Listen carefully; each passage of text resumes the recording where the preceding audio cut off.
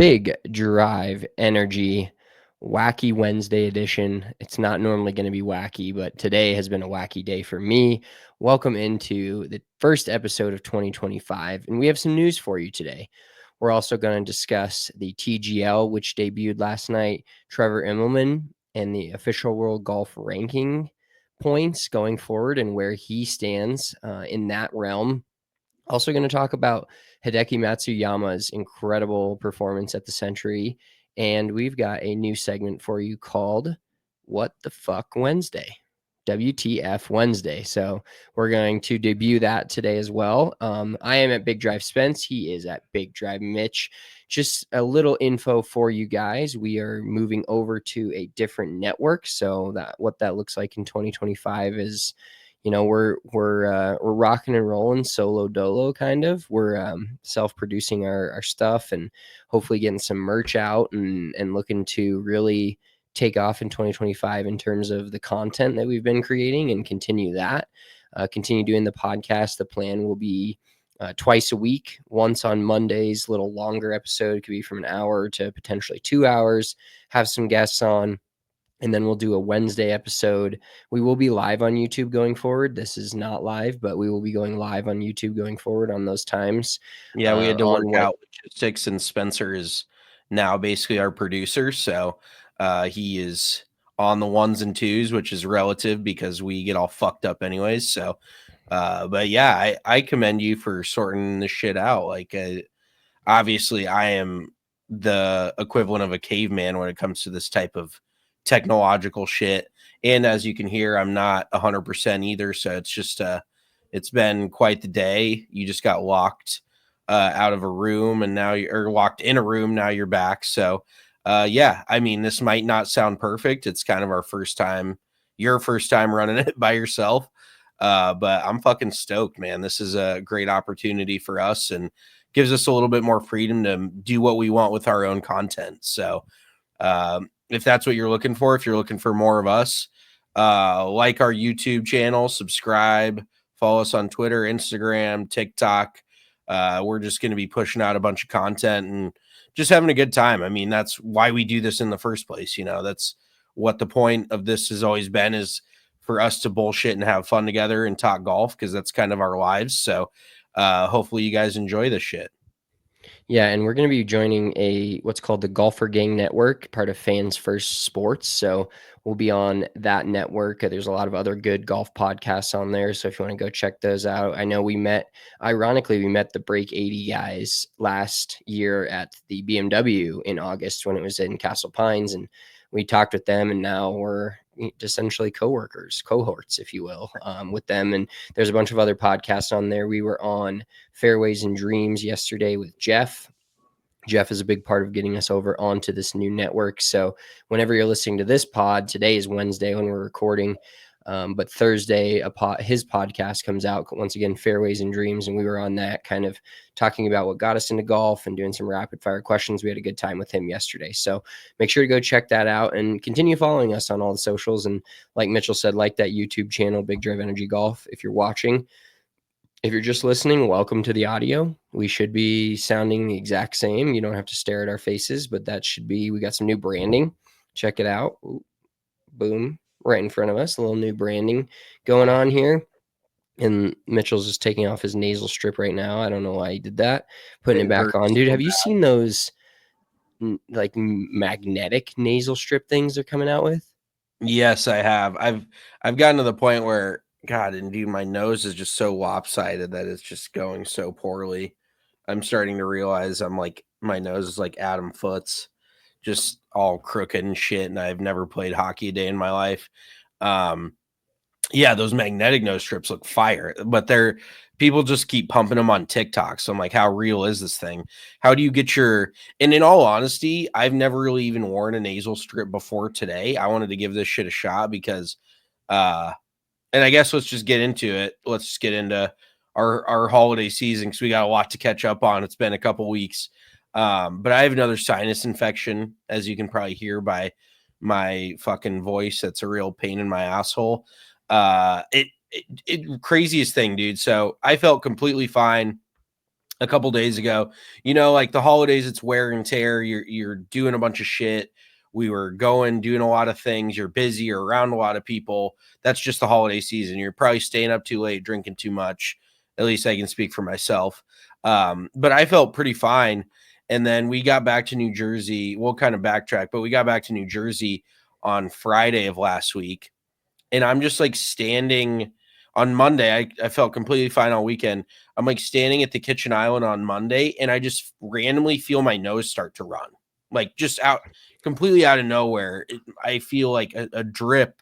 Obviously, I didn't let it like fall onto my fucking chest, but you know, when you can feel something move in your nose, you're like, that's fucking interesting. So, and like 3 hours later, I was full blown sinus infection, like couldn't breathe out of my fucking nose. So I've literally done everything. I did the squeeze bottle, the neti pot, whatever. What is that thing technically called?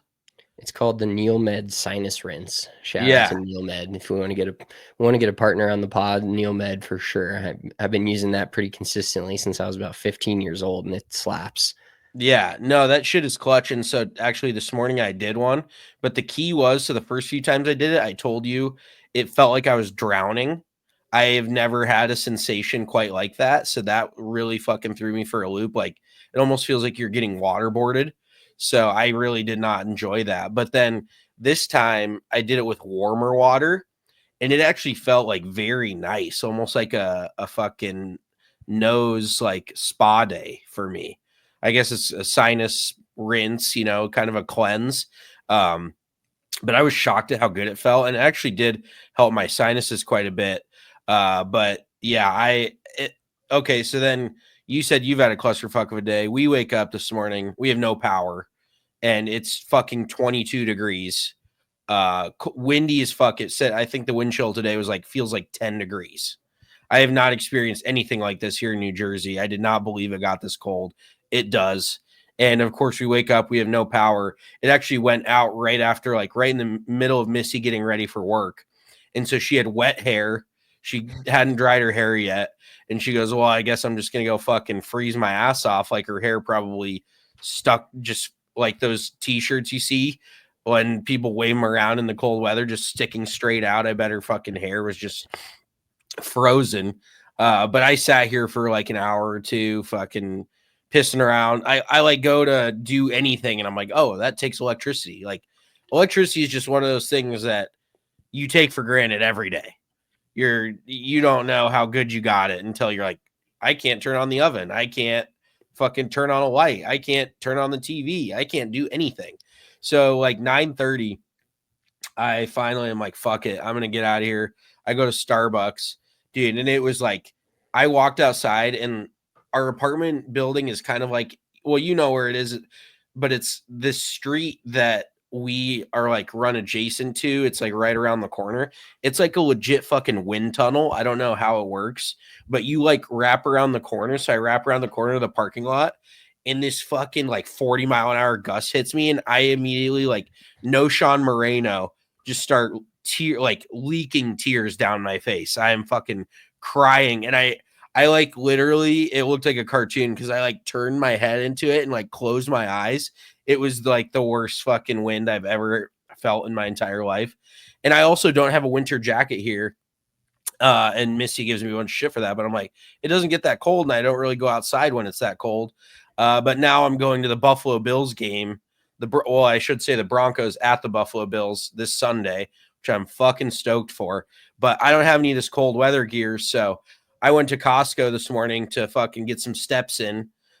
Since I couldn't go out, I guess I could have gone to the gym, but I was like, I'm not feeling 100%. I'd rather go fucking piss people off at Costco. So I wandered around Costco.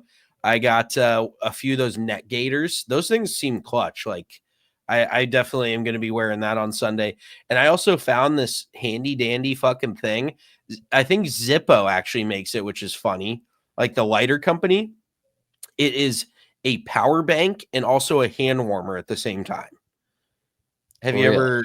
Yeah, I had never seen anything like it. It's just like it's kind of shaped like a hand, not like a hand, but like it would fit in your hand, and it has a USB port, and then you just press a button and it warms up.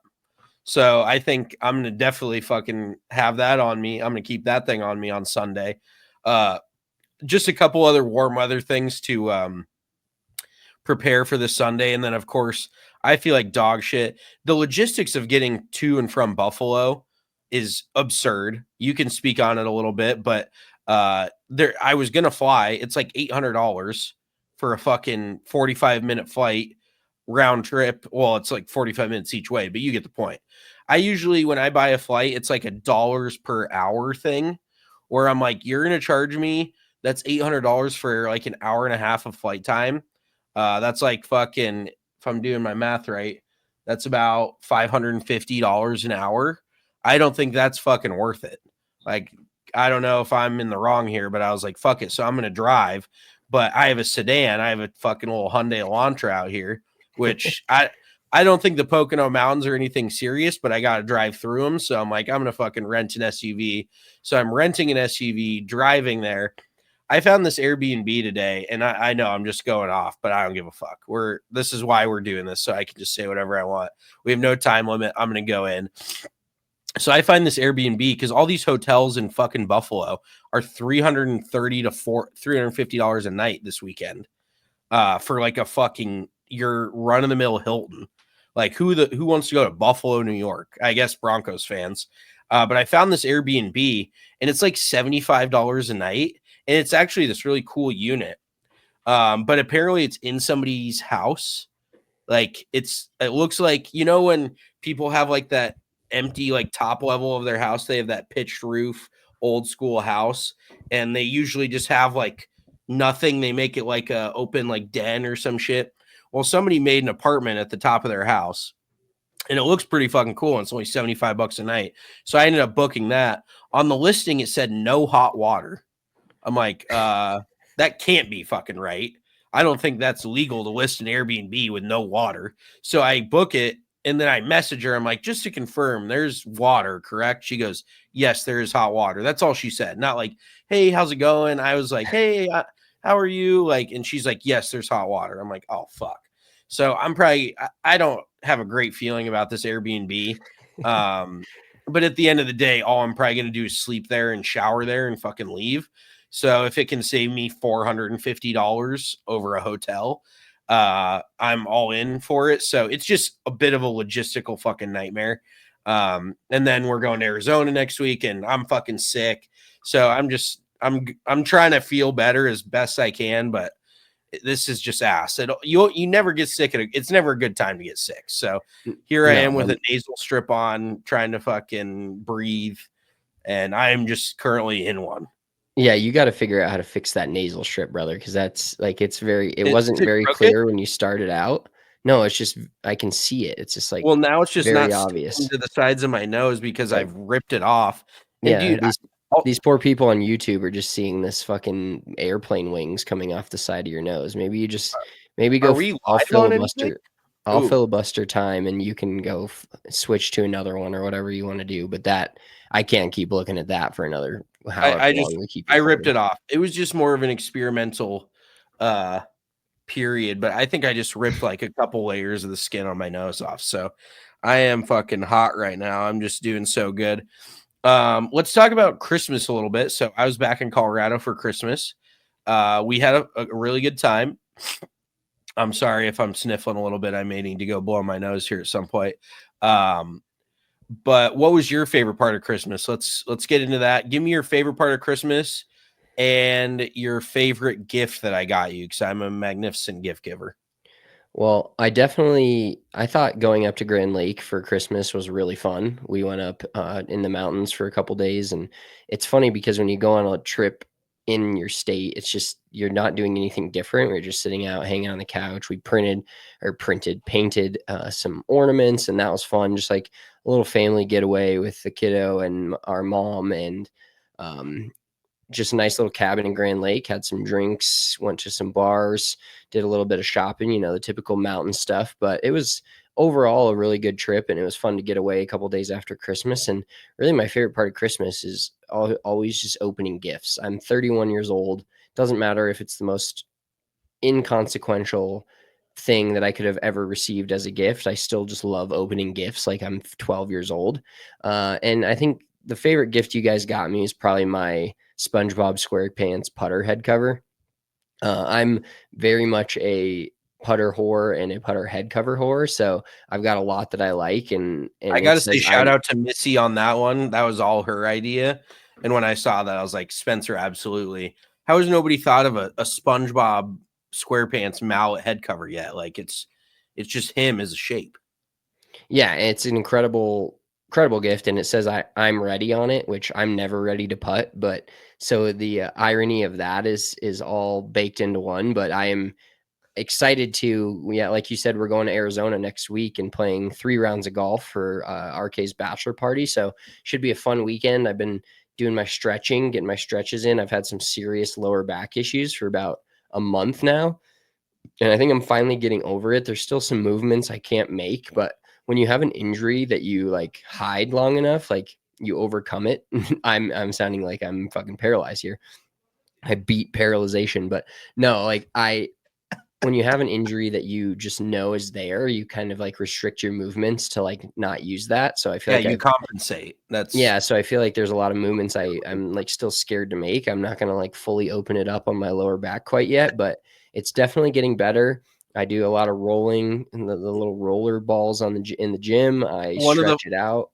one of the funniest things that you do is just like that noise you make, like you just like gasp, like when you hit some, and it's easy to do, but when you like hit that nerve, you're like, oh, Yeah, like the you just even when you're just standing up, it's like, did you just shit your pants or your back just hurt that bad? So that's I I've feel been like there though. this. When your back's fucked up, that is another thing you take for granted is just bodily injuries. When you're fully healthy, you're never like, oh, thank God I feel so good. Like you really have to feel like shit for like a good at least a week, if not more, to appreciate like feeling normal and just not having any ailments. Yeah, 100%. And the older you get, the longer those ailments hang around, and the more you like don't want to overcome them. You just want to curl up and not do anything. And like when you're a kid, you're like, oh, I got some plans tonight. I'm gonna fucking get over this, take some Dayquil or NyQuil or 6 ibuprofen. Just kidding, don't do that. Not recommended. But and then you just feel better, and then you go do your things, and now it's like, oh, my back hurts a little bit, I don't think I want to go do this thing. And I've been rocking, I mean, it's like you said, it's cold there, it's 10 degrees here too. Last night got down to like 0, I want to say, right around our house. So I am at this time of the year anyways, I'm rolling with my seat heaters on because I now have a truck that has them. But I'm rolling with those full blast at almost all times because it just feels so good on my lower back and butt cheek area. And the butt cheek part is what's really getting me, is the fact that like they hurt and they're tight.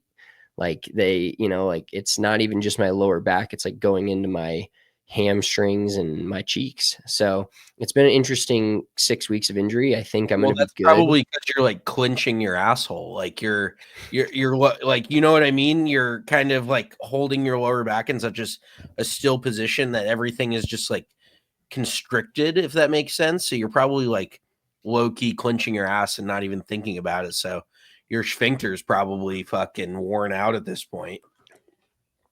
Low key clenching your ass is one of the funniest things I've ever heard, I think. Not even Low high key key. clenching your asshole, not even thinking about it. Um, Maybe I'll get some like iron cheeks out of it.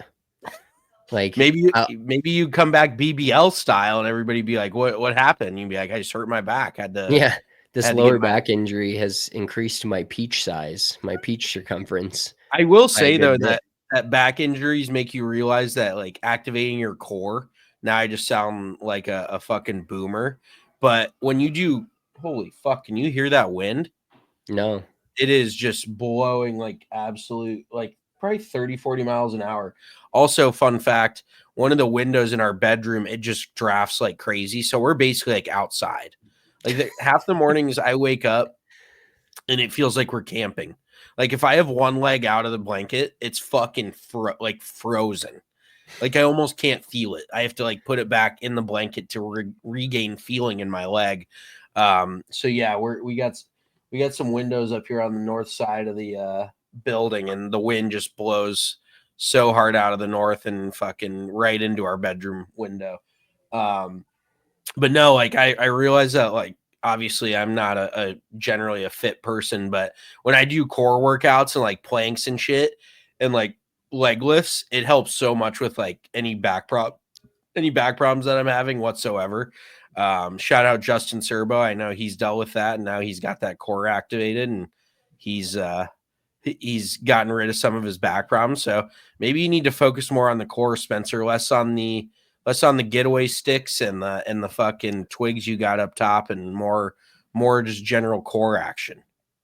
Yeah, I have been working the core a little bit more recently. I did some core workouts today at the gym. So thinking of my lower back, and there was back a couple of years ago, I saw like a tweet that had 5 good lower back workouts, and they were all like correlated. And I think I remember like 2 of them. So I've just been hitting those main 2 and just making sure that I'm primed and ready to go, because there's nothing worse than going on a golf trip and not being fully healthy from your actual body. Like going on a bachelor party that includes golf, like we're going to be broken down from all the other things, but I don't want to be physically broken down as well. Like I need to be, it's going to be tough enough for me to get up and get going and get a golf swing going. So I need to be as healthy as I can be. So I did a lot of like, trunk rotation and some pulley stuff and like really trying to just make sure we're good to go. And really like I I've had upper back injuries before, never lower back. And I think the thing about lower back is like it actually, for golf related, I think it's more what's the word? You can deal with it easier if it's lower back, because you're Yeah, kind of just it's trying to more keep your spine in. maneuverable. Yeah, when your upper back hurts, first of all, the upper back, when you can't breathe or like when breathing hurts, that's always a big L.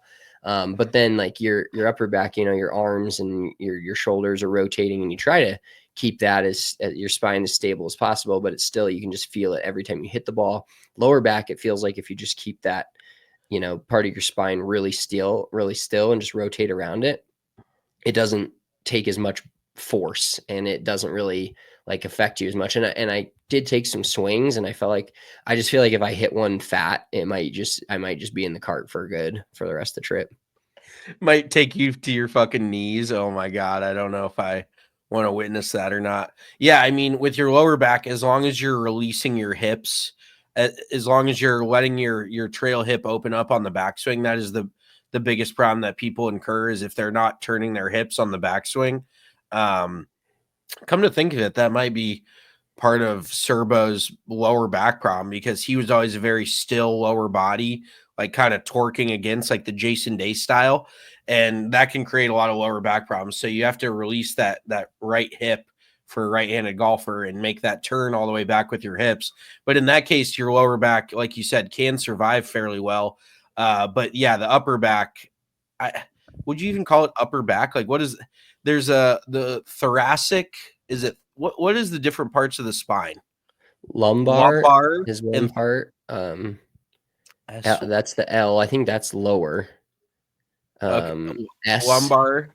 S is There's what? L4s, S5s. I think Serbo's injury was L4, S5. So Okay. whatever the S is, I think is in the Didn't he have middle. a slip disc? Yeah, I think something to Okay. that effect as well. I think there's a lot of people that deal with that issue. Different parts of the spine.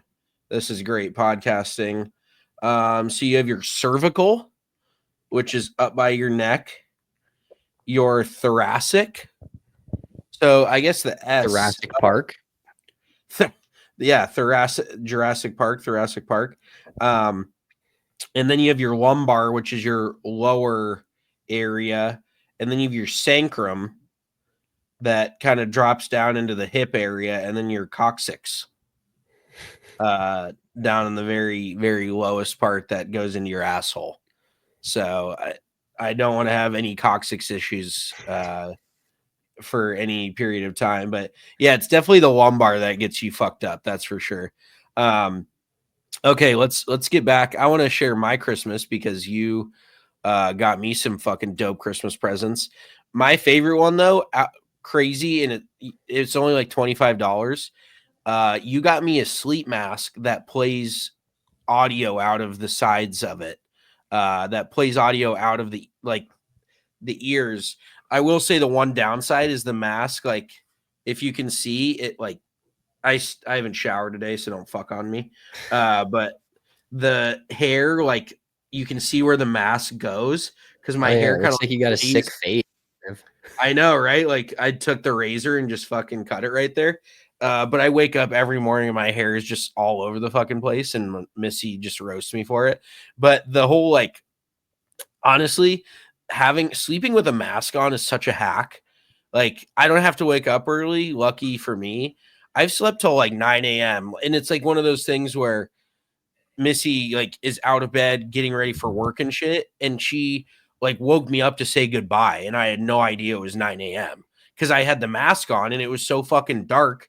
I'm like in my own little world, and I'm like, holy shit, it's already that late. Like I had no idea. So it has been a absolute perfect gift for me because I sleep with an AirPod in like an absolute fucking psychopath. I know that's wild shit. So my ears have been feeling better and I've been sleeping really good other than my whole sinus situation, nose situation.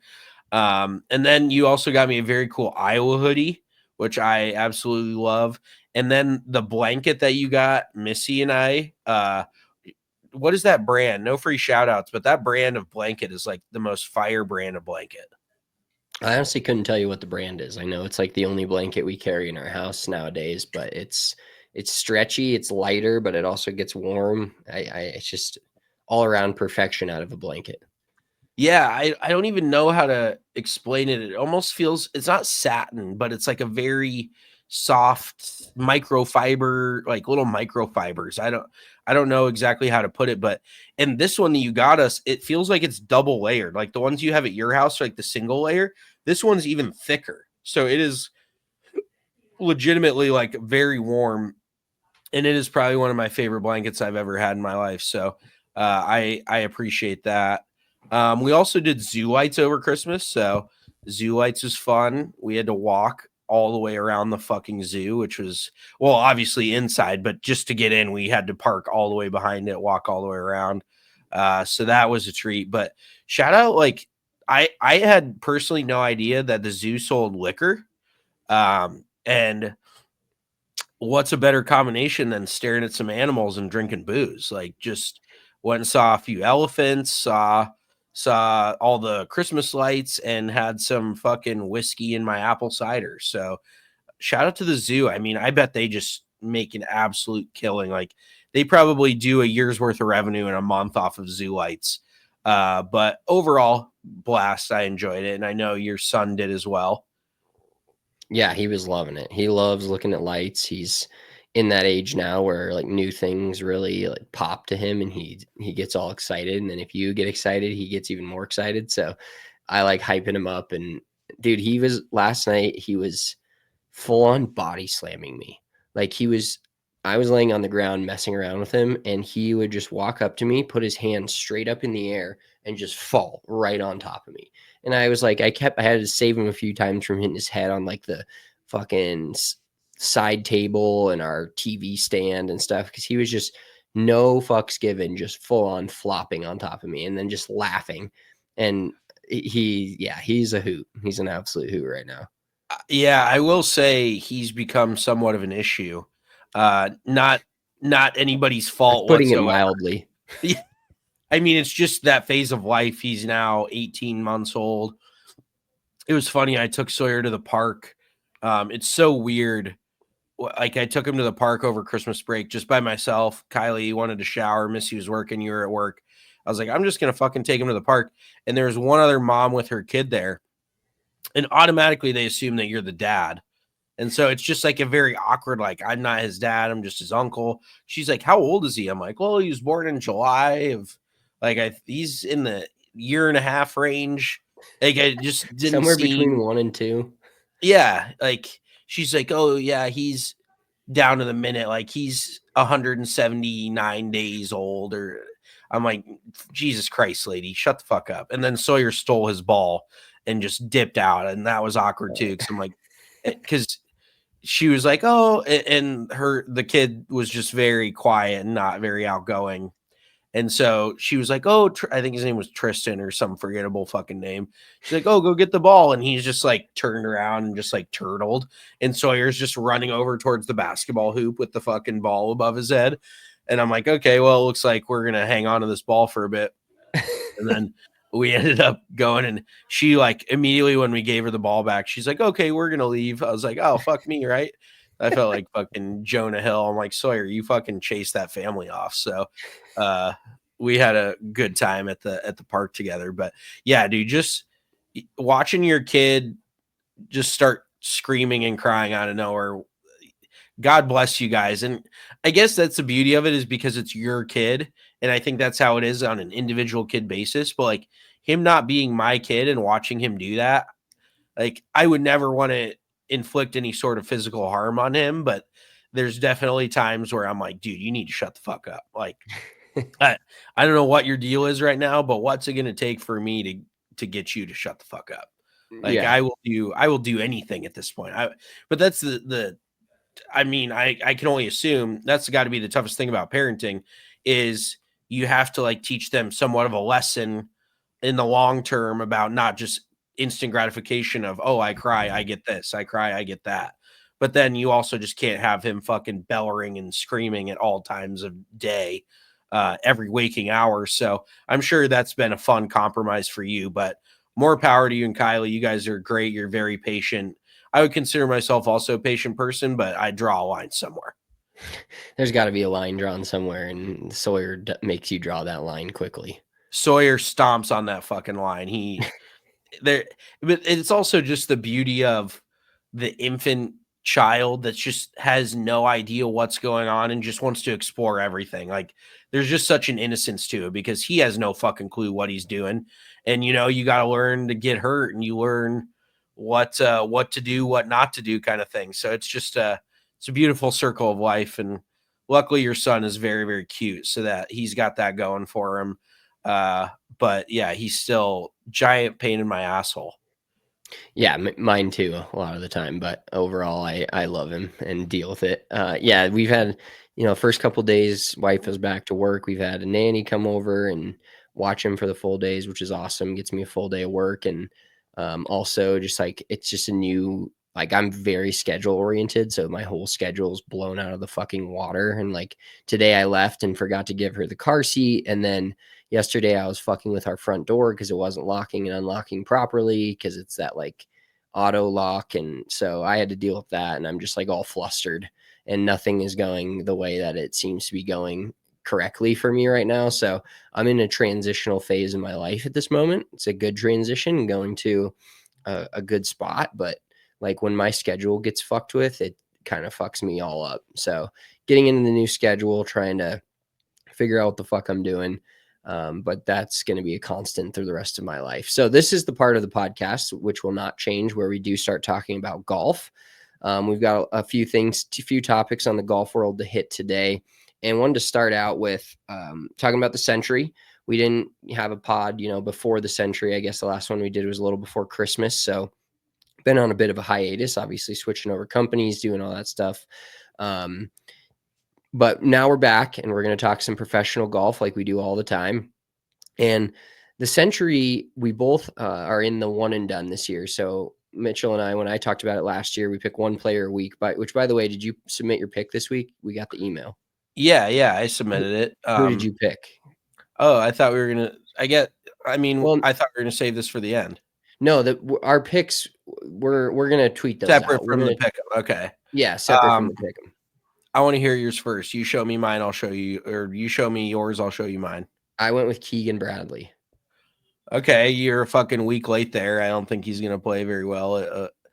So this week, I guess there last year, for the record. Oh, okay, fair enough. I mean, he had a phenomenal year last year. I will say that there was this week. I guess we'll get into it with our picks a little bit, but the whole chipping on Bermuda grass thing has been a huge point of golf betting Twitter. Like everybody's just leaning so hard on how good they are strokes gained putting on Bermuda and chipping on Bermuda. Having said that, I picked Russell Henley this week. That dude, I feel like just hits fucking darts. He just hits it so straight. wherever he goes. He chips it well, he putts well, and he's never that guy that's in your face at the top of the leaderboard. He's just that dude where you're like, holy shit, how's he T3? And feel like I've hardly seen him hit a shot this week. So I feel like it kind of sets up for his game. And being a veteran, he's had some top 5, top 10 finishes there over the last few years. So Russell Henley. But yeah, last week we picked Jake Knapp, and he fucking finished three spots from DFL. And in all honesty, when we had a consensus, like we didn't even know. I asked you, and I had already picked mine, and I asked you, and you said Jake Knapp, and I'm like, oh fuck, I picked him too. So naturally, he just shoots 5 under, but that fucking the plantation course, that might as well be circle double par on every hole. Like that golf course is the easiest fucking golf course on the PGA Tour, maybe in the world. Everyone's like, oh, an amateur would still shoot 100 plus here. I'm like, are you sure about that? Like they say 10 handicaps would shoot over 100 there. I'm like, these motherfuckers. Hideki Matsuyama was averaging what was it, 8.75 under par per round. He finished 35 under, the lowest total in PGA Tour history. I guess it's a par 73, so maybe it's not the lowest actual number total, lowest relative to par. So you're telling me Hideki Matsuyama, so let's see, 73, 27 gets you to 100. So that's 27 times 4 is 108. And then you add 35 under par, 108, 100. You're meaning to tell me Hideki Matsuyama is 143 shots better than a 10 handicap over 4 days at the fucking plantation course? I don't buy it. I think that's a load of hogwash. And I'm generally in the camp of there's amateur golfers that armchair quarterback the fuck out of it, myself included. I'm not an amateur, just a low level fucking tin cup style pro. But there's definitely times where I'm like, I could hit that shot. I could play. But this place legitimately, and especially if you're like a longer hitter that doesn't hit it straight, you really don't need to hit it very straight at fucking the plantation course by any means. So I have a tough time believing that a 10 handicap wouldn't break 100 at the plantation course because they just boat race that fucking thing. I will say one caveat to that is if you don't have experience there, which Jake Knapp didn't, because okay. And here's another just tangent I want to go on. The Century for centuries, for as long as it's been around, has been the tournament of champions. You have to fucking win to get into this tournament. How is there guys like this is how low the PGA Tour is stooped.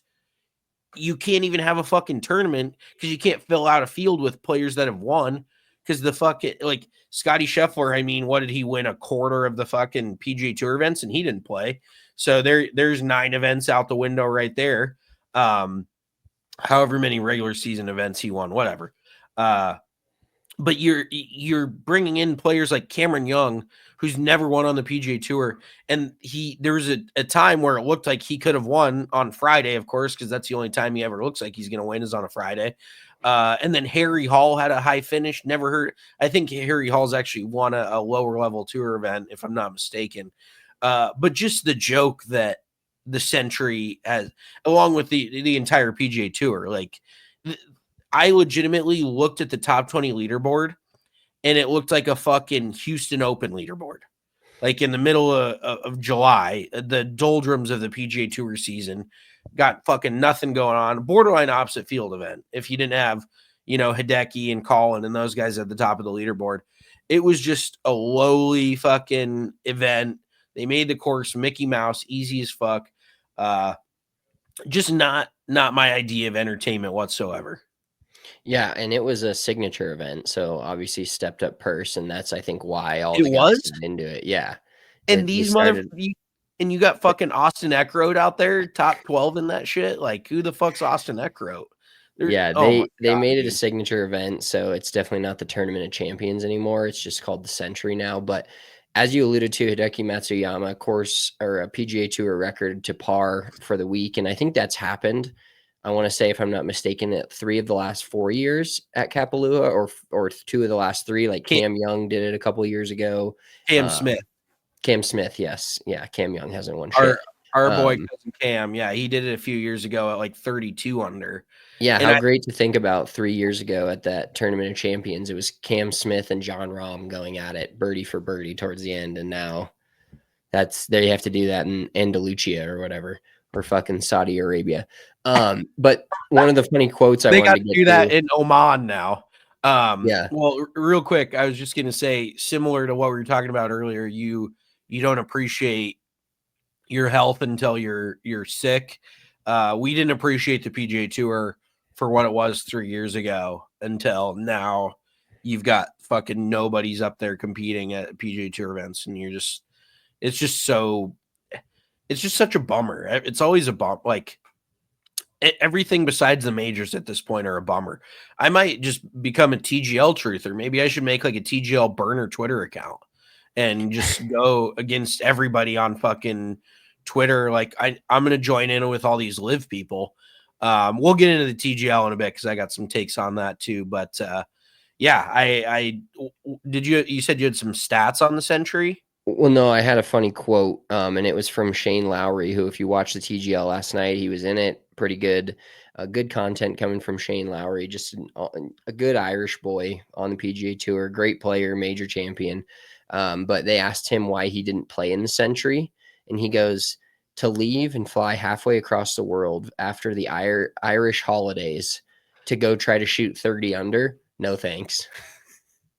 And it just like perfectly encapsulates what that event is. Like he knows, like he's as good as anybody out there on any given day, and he always has a good Florida swing, and he plays the tough courses really well. But for him to try to go out there and shoot 35 under, he was just like, no. After the holidays and the first tournament of the year, and like you said, flying all the way across the world for where he is. Hawaii's probably dead across the world. It's just as far one way as the other, and to try to shoot that low it's tough. I wouldn't want to skip the Hawaii swing, but I'm not from Ireland, so I can't speak from him, because it just seems like a great little getaway the first couple weeks of January to go to Hawaii for back-to-back tournaments. But I can understand where Shane's coming from for sure. Well, yeah, I mean, Shano's definitely one of the guys that gets after it. He's known to have a pint or two. It's not like he's in the gym for a month over fucking Christmas break. He's at the bar with his lads, probably throwing a 9 darter. If you know, you know. They're so into darts over there, and like fucking Shane Lowry's a big cricket guy as well. That's where you lose me. Like rugby, I can understand because we have American football, but whenever Shane tweets about like cricket, I'm like, yeah, dude, you're losing me there. But yeah, Shano definitely he is the kind of dude that is the beauty of the PGA Tour, and a lot of people don't realize it. Is all these dudes' games are different. Like Shane is not built to go shoot 35, 36 under. Not many games are, if I'm being honest. But there is guys that play better at tougher courses that can shoot lower numbers relative to the field at tougher courses, but then they can't keep up with guys that are making 9, 10, 11 birdies around. Like I don't think Shane is the guy that's knocking on 59's doorstep all the time. You know what I mean? But he just is a crafty veteran. He knows how to get it around. Grew up in that Irish weather, so he knows how to control his ball flight. He knows his short game. He's been using the same putter since literally he won the Irish Open as an amateur. I think they've had to rebuild the 2 ball for him because he's stuck with the same Odyssey 2 ball for like the last 20 years, which is awesome too. But yeah, I don't blame him. And even Colin Morikawa afterwards, he goes, "Excuse my French, but fucking 35 under par." Like he's like, "How am I supposed to beat that?" So Hideki is definitely one of those dudes where, and this isn't a hot take, but when he is on, he is like a different. He has a different gear because his mishits are so minute. Like, you saw that one where he let go of the club, like he fucking was disgusted by it, and it was up the left center. Yeah, you pulled a U on that one on a very different scale, but you are like that. Yes, but I can relate in the fact that like he towed it a little bit. I know that. Like he likes to hit a little cut. That was a baby draw. So he towed it, immediately hated the feel of it. Hated the feel. And so he had to let go. I don't blame him one bit there, but a lot of people don't understand that, and then they end up hating on him for it because he he just has such a high standard that when he mishits a shot by fucking a centimeter on the club face, he's got to let go of it. So, but yeah, Hideki, I saw this stat. I took a screenshot of it. Give me 1 second, but I think it was the 14th hole at I want to say it was the 14th hole at the fucking plantation course. I think he's made 14 out his last 14 rounds. I want to say he's made 13 birdies and an eagle on that hole. Like, he is literally under 1 under par average on that hole his last like 3.5 tournaments there at the plantation course. So if you could ever say you could have a favorite hole, that might be Hideki Matsuyama's hole. Yeah, that's an incredible stat. And like you said, just talking about how low the players went, I mean, you could have shot 7 under all 3 days and barely cracked the top 10. All 4 days, excuse me. And that's Yeah, 7 under there is 66, but Max Homa also had a tweet where he's like, new PGA Tour season, apparently 67s aren't good out here. So yeah. And it's especially ironic too because it's the only par 73 on tour. So it's literally 67 is 6 under par there as opposed to everywhere else. But yeah, it's just absurd. Like, we'll get into it at a later point, but that's just the PGA Tour. Everybody needs to accept the courses for what they are. Like we were talking about yesterday on the pod with Jeff, correct? Not every course is built the same. There's certain weeks where, like John Deere, it's going to be a fucking birdie fest. They're going to shoot 62, 61, 59, but you love it. I wouldn't say I necessarily love the Sentry, but it has its place. Let's put it that way. Yeah. Let's switch gears a little bit and talk about the new CEO I don't know what the right term. I forgot the exact terminology. Chairman. The new chairman for the official World Golf Rankings announced this week, and that's Trevor Immelman. His highest official World Golf ranking ever in his career is 12th, but kind of like a really well-known player just over time, and South African guy. South Africa has a little bit of a hotbed for golf and the PGA Tour in terms of guys not from America. And the rankings now of course we've talked about them forever and how much they mean and how much players look at them and what it matters to them, and definitely it does matter in the terms of getting into majors until that any of that changes. But what's your thoughts on Trevor Immelman being named the chairman, and like do you think there's a change in chairman? Do you think that means a change in points and how going forward, like are there going to be tour points for the LIV Tour events? Are there, is it going to change the actual official World Golf Ranking and how they go about it at all with having a new chairman? Yeah, I mean, I think the whole LIV situation still kind of remains to be seen. Fucking shocker there, just kind of like the entire situation. It's all very fluid. It's moving at all times. Nobody really knows what's going on. But I think that Trevor Immelman being the head, he should bring some sort of reason. He's still somewhat of that old school PGA Tour mind, but he's also not a 75-year-old that's like, yeah, well, when I played with ball out of balls and a fucking an actual hickory shaft in my clubs, it's like he's not that old. So it should be some sort of in between where you feel pretty good about getting a younger dude like that in there. But also it's not like he's going to do anything rash. He's not going to just start going Oprah style. You get World Golf Ranking points. You get World Golf Ranking points. Like, I don't think he's going to go that far either. So, but I don't mind it. I mean, Immelman, it's funny when you so Trevor Immelman won the Masters. He, like you said, highest ever World Golf Ranking was number 12. Who would you say Kevin Kisner is like on that same trajectory? Because I would argue and say that Immelman now is more well known as an announcer than he was as a golfer. Brandel Chambly is definitely one of those dudes, but he's not very well liked. He's just infamous because he's a giant fucking cocksucker and everybody loves to hate on him, but it's somehow driven up his ratings. But Kisner, would you say that's a decent comp? Because he's a likable dude. He's got credibility on the PGA Tour, but he may go down as being known for more of an announcer and his personality than his golf.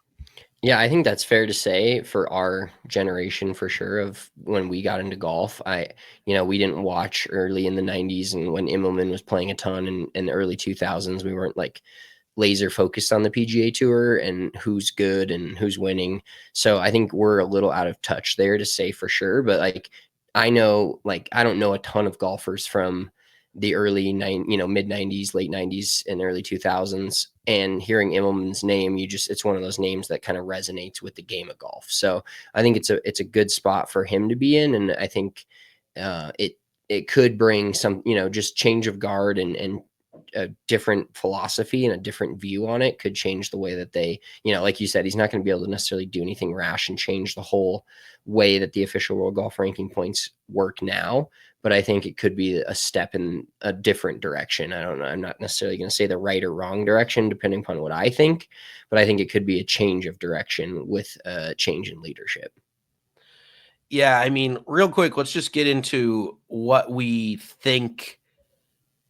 Tell me what do you think is appropriate to give LIV world ranking points wise versus the PGA Tour?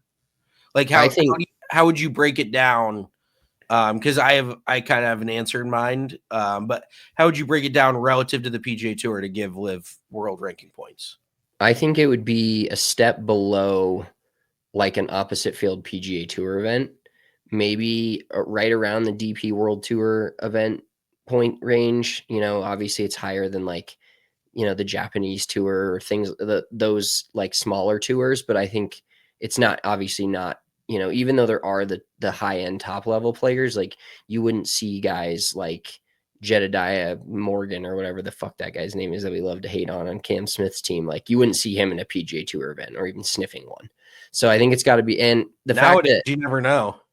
and the fact that the field, yeah, right, and the fact that the fields are as small as they are, I think also like not that there's not enough, like if the live tour had 100 players at every event, which is they're never going to, because it's never going to grow that big. It's never going to, that's kind of the point of it, is to have the shotgun start and not have a shitload of players and have the pace be quicker. So it's not like that's ever a realistic end goal for them. But I do think that the level of golf, and you can see it by the majors every single year, the level of golf is still generally the same. Now, I don't think they should get full on points like they do for majors or even just regular PGA Tour events like the Sony Open this weekend, etc. But I think it falls somewhere in between, maybe a little bit above Corn Ferry Tour level, but kind of in that same realm. I mean, Corn Ferry's too low for like it's the Corn Ferry Tour is very competitive, don't get me wrong, but you also don't have the star power that I mean, it's clear that there's at least a dozen dudes on LIV that can compete for major championships. And I don't think you could say the same for the Corn Ferry Tour. You throw 12 guys out there, 12 of your best Corn Ferry Tour players. I don't think they're automatically just jumping into contention at any major. Now, this might be there's obviously always pitfalls in every single scenario, but I feel like the most fair way to do it would be to average every single amount of world ranking points by every like regular season event, non-major, um, all the way up like opposite field events, all of that, average it out completely, and then take 3/4 of it because they play 3 rounds instead of 4 and give them those world ranking points. Like, because that's the whole thing, is it has to be a 72 hole event. Well, if it's 54 holes, just give them 3/4 of the rating for playing 18 less holes. But they still deserve world ranking points. So I'm sure we'll get into that again at some point down the road. Hopefully, maybe we get into it when something actually fucking changes, when we actually have some sort of news to talk about, where they've announced world ranking points. But golf, I feel, unfortunately, is similar to baseball, where they're behind on changing the rules, where they're behind on fixing shit, and then it's too late, and then everyone's like, "Oh, I didn't give a fuck anymore," and they're like, "Oh, we gave LIV Tour points." It's like that you did it two years too late. Um, and also, so let's transition to a little TGL. I think, is that where we're going next year? Yeah, exactly. Well, and that's a perfect transition to just talk about um, golf and changing things too late. This is something that's changing and not necessarily too late. It's just something so different. But I really do think, both of us were pretty impressed by the TGL. And when you said you were kind of into it, I was pretty surprised because I've talked to some buddies here at work that play golf and watched it, and I was like ready to shit on it. And if I shit on something, you're probably full on construction worker porta potty shitting on it.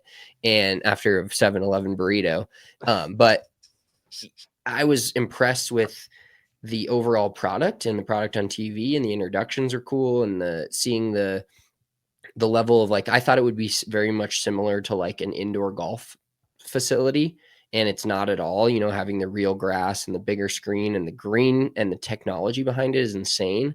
But the one thing that I've kind of said myself, my own opinion, and then heard as well, like, I don't think I'll ever be able to get into the team aspect of it, and the, like, oh, I'm a Bay Golf Club guy, or I'm a New York Golf Club guy, whatever. Like, I don't think that part matters.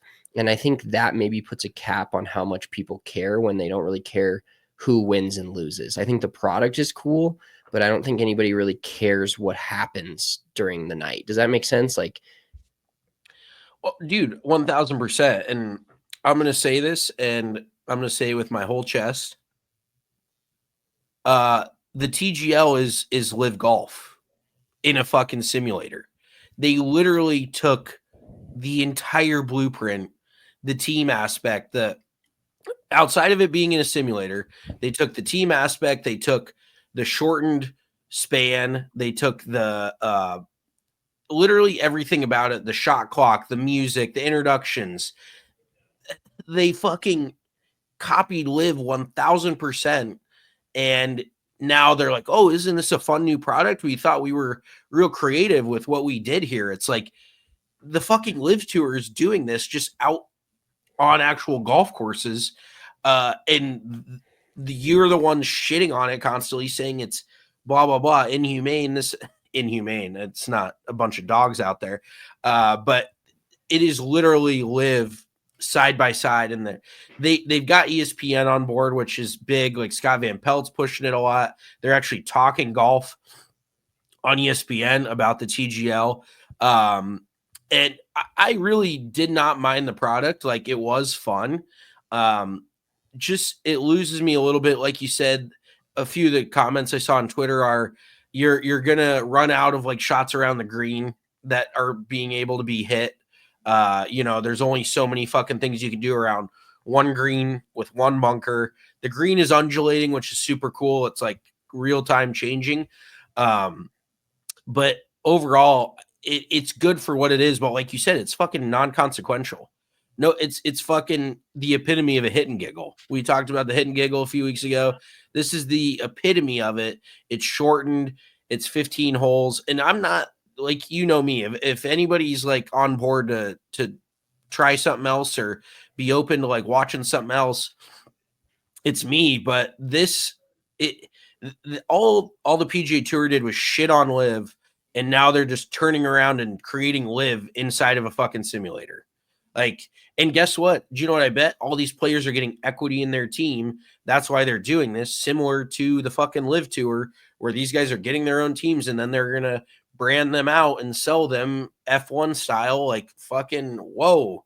We've seen that model before in golf too. So it's just it's hilarious, the hypocrisy of the entire situation.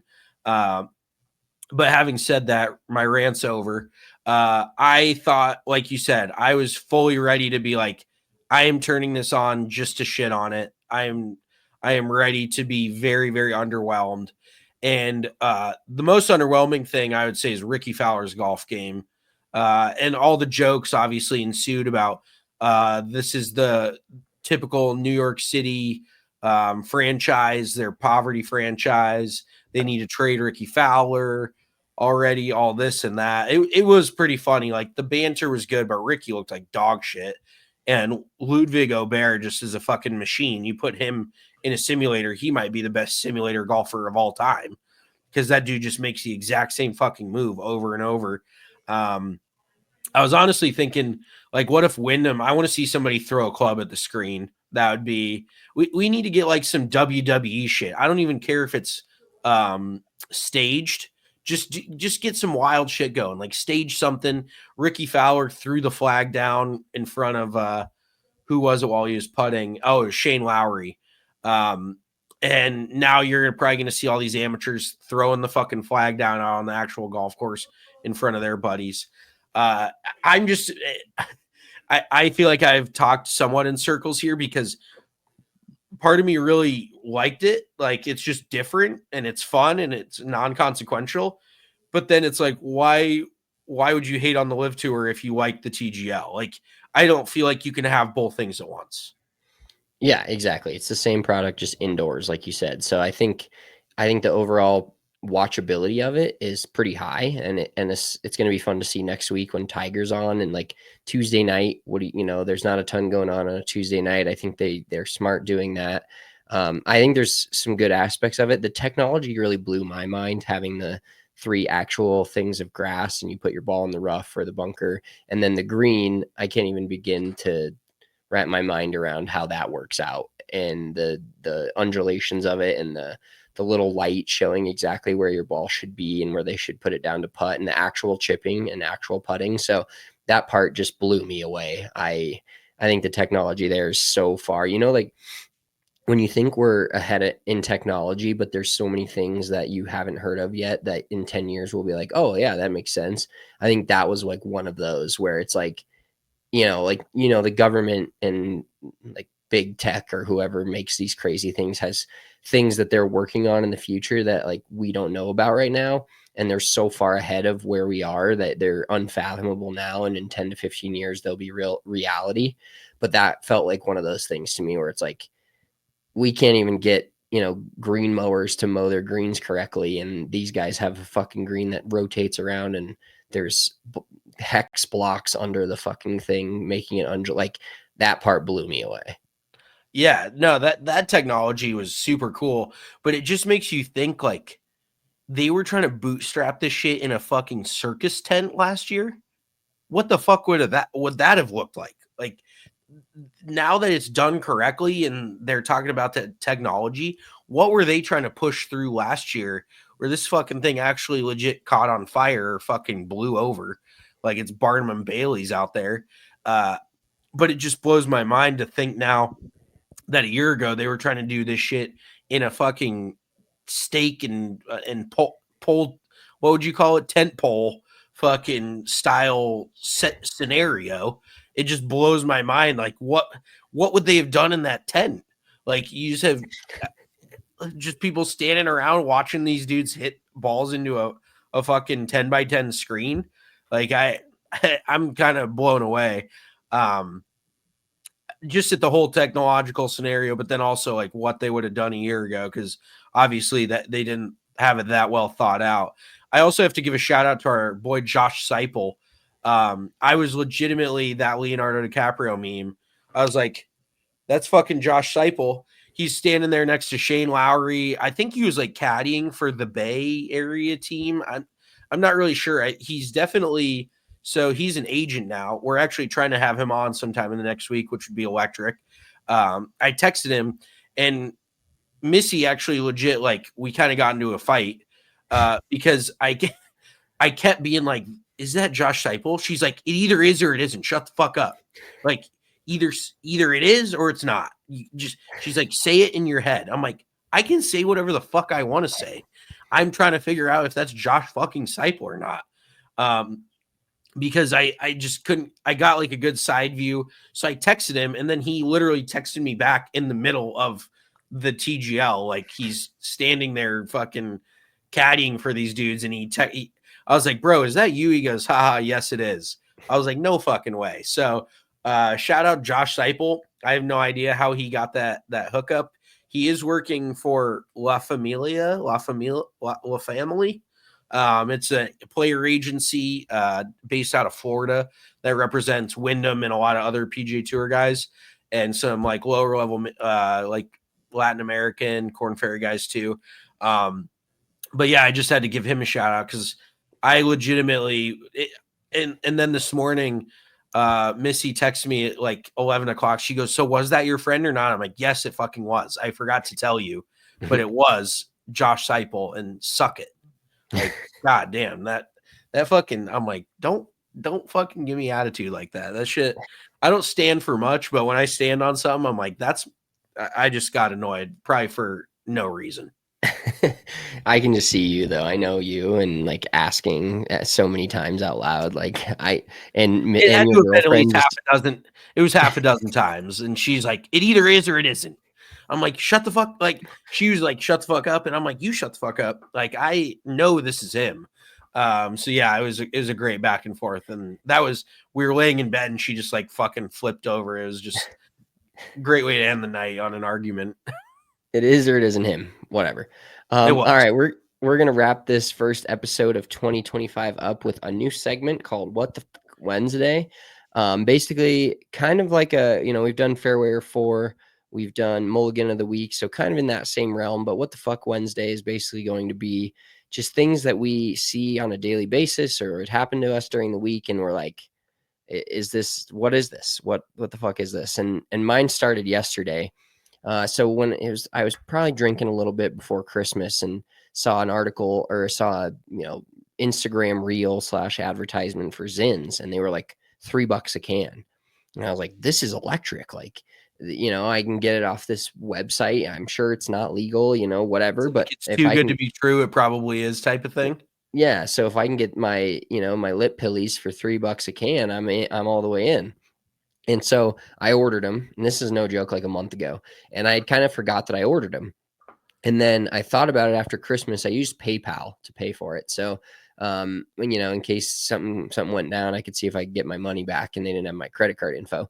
But so then, like a week and a half ago, I was like, man, those Zins should be coming because I keep having to make these quick trip runs all the time, and which is fine. I get my tea and do whatever I like, my little quick trip runs. So I get get this box, and it said like Mary Hoskins or something, like on like John Hoskins or some weird like random normal middle-aged white man name, and that's where it came from.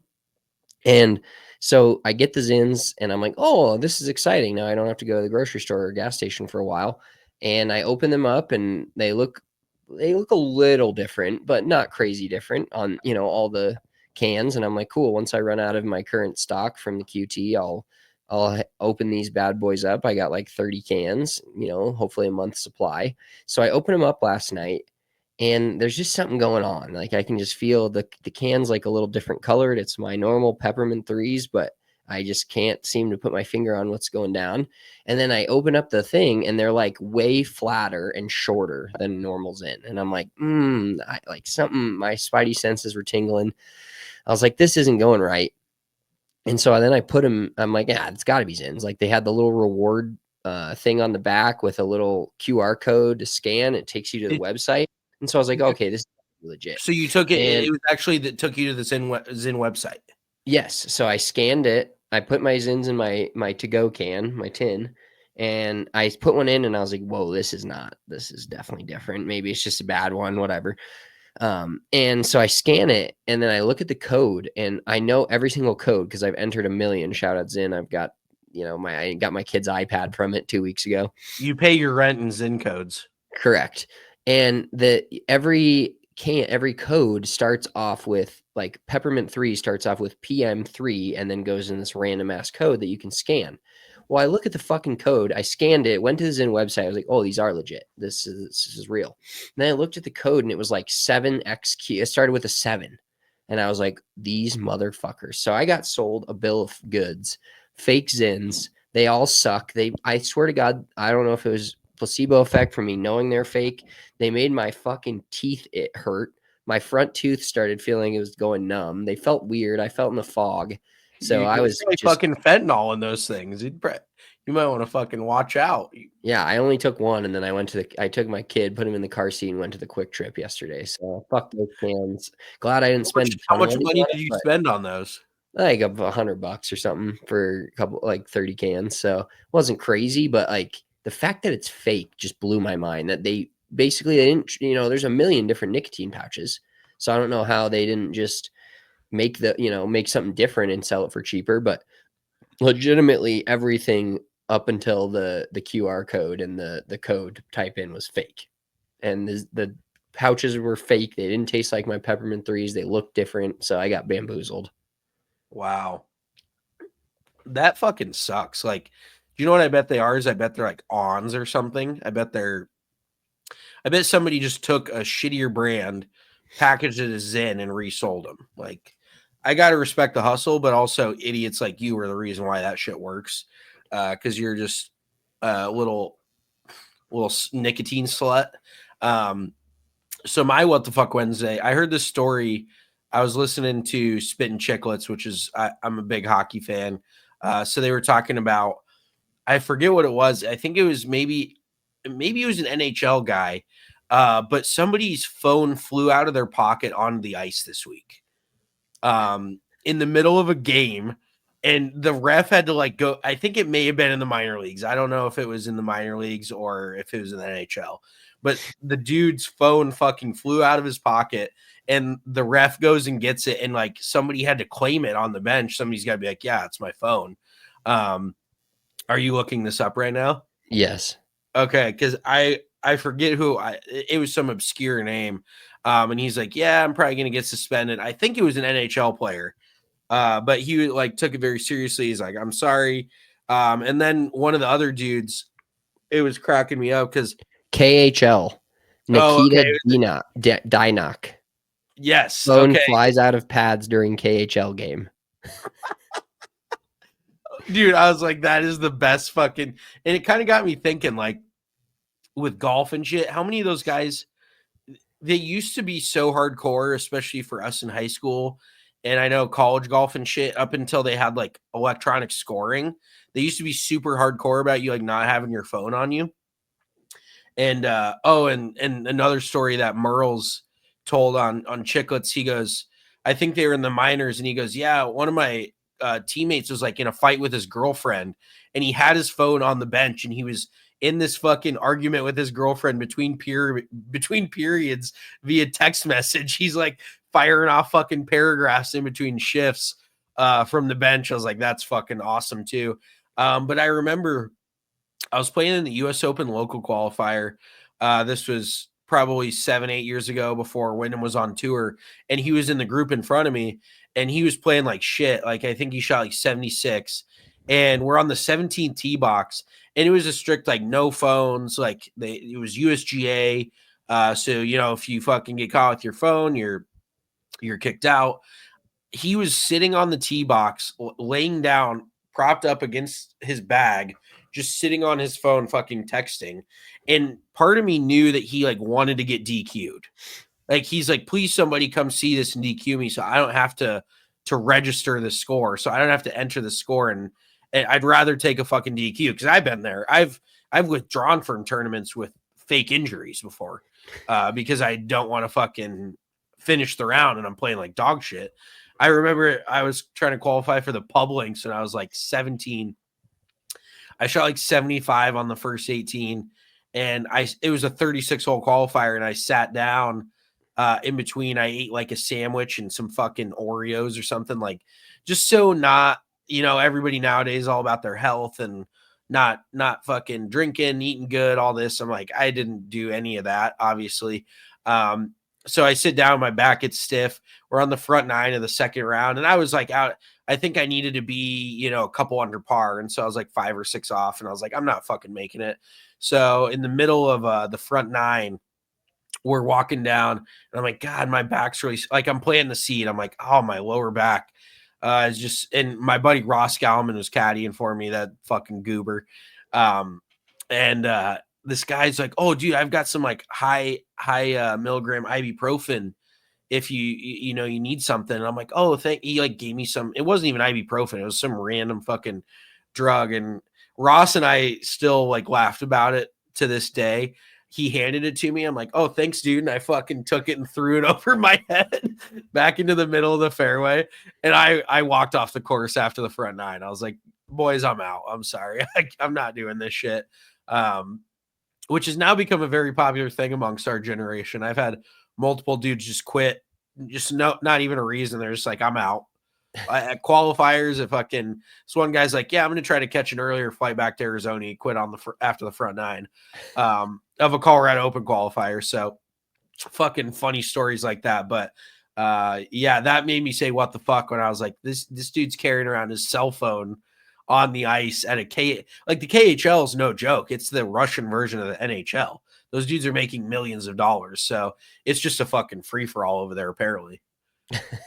Yeah, absolutely. If you're carrying your phone around in your fucking pads, that's just maybe he was fighting with the girl too, or he's like, can you imagine like you're about to score a goal and you feel your shit vibrate and you're like, ooh, I wonder what that is. Like, Talk about your mind being in another place, like your fucking dating profiles popping off, and you're on the ice. You're fucking swiping right on these chicks down in the corner and shit. Fucking puck battle, and your phone's like just. Bzzz. Oh my god, that shit is hilarious. That's incredible. Well, that wraps it up for this edition of Big Drive Energy. Once again, shout out to the Golfer Gang Network. We'll be on that now, so that's where you can find us. We're still all the same social media. Big Drive Energy on TikTok, Big Drive Energy Golf on Instagram. I'm a Big Drive Spence. He's a Big Drive Mitch. Check us out on YouTube. All these pods will be live on YouTube. This one is not. We pre-recorded this one. I'm on the ones and twos now, so trying to figure out what's going down. But give us a thumbs up if you like the show. Rate it. Do whatever you got to do. Help us out. We're hoping for a big 2025. We're going to lean into the content some more, on-course content, doing some more pro shop stuff, getting some merch out there for you guys, some BDE merch. So really looking forward to it. Appreciate you tuning in as always. And we will talk to you next Monday with a recap of the Sony Open and then potentially talking to our boy, Josh Seipel, talk about the TGL and what it's like being inside the ropes. Talk to you then. Have a great weekend. Peace. Peace.